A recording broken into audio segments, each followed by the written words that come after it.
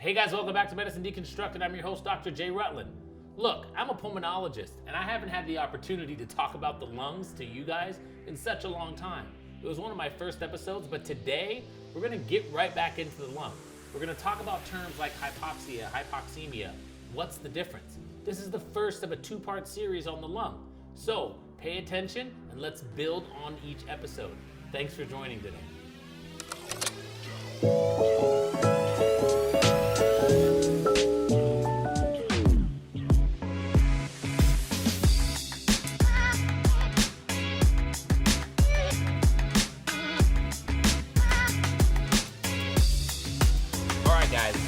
All know that I'm a pulmonologist, which means I'm a lung doctor. And you're all thinking to yourselves, hey, listen, when I get short of breath, I'm really fatigued and tired and I lack energy.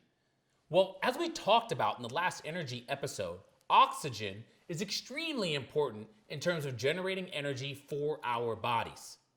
When you look around your environment, when you take a deep breath in, you're breathing in oxygen. It's in our atmosphere. It's in our environment. But what does it do? Now, scientifically, what it does is it's the final electron acceptor in the electron transport chain.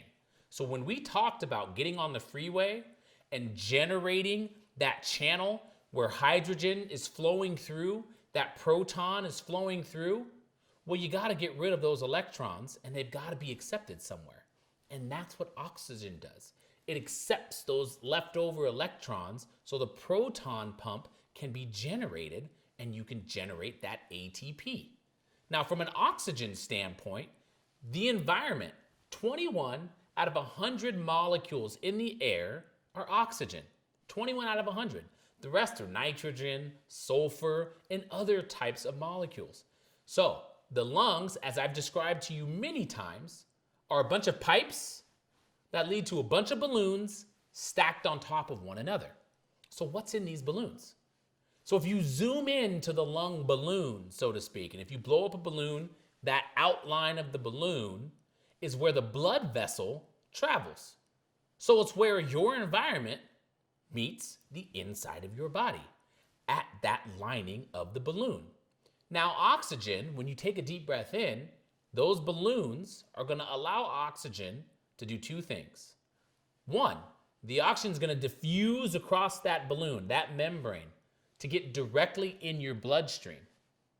And two, that oxygen is going to diffuse across that membrane to get on a carrying molecule called hemoglobin. Hemoglobin is the molecule that carries your oxygen all over the body.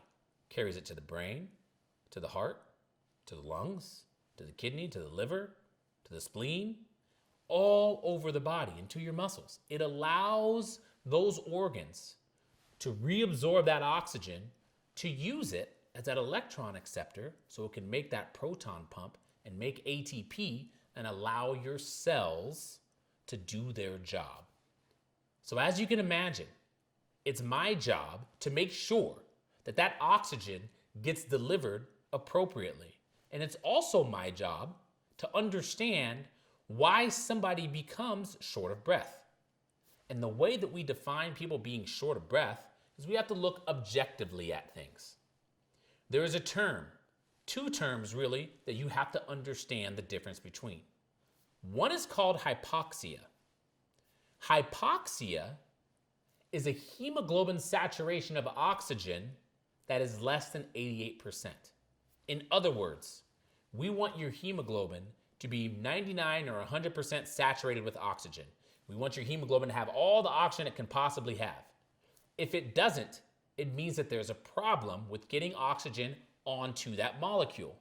We measure that with an oximeter. You put it on your finger and it tells you 99% saturation on room air, 100% saturation on a couple of liters of oxygen.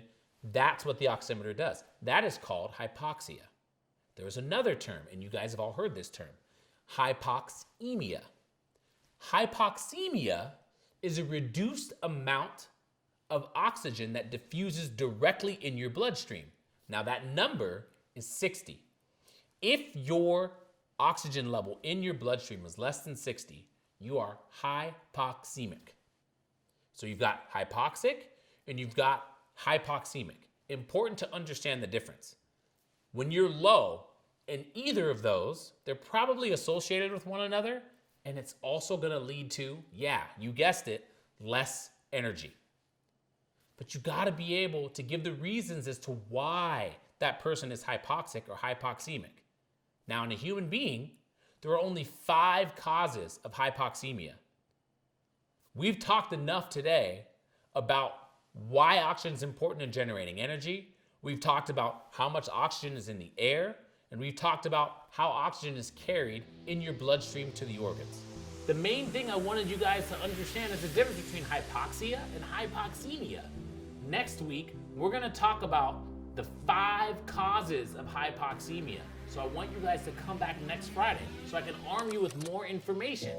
I need you guys to collect that ammunition next week, and I'll see you then.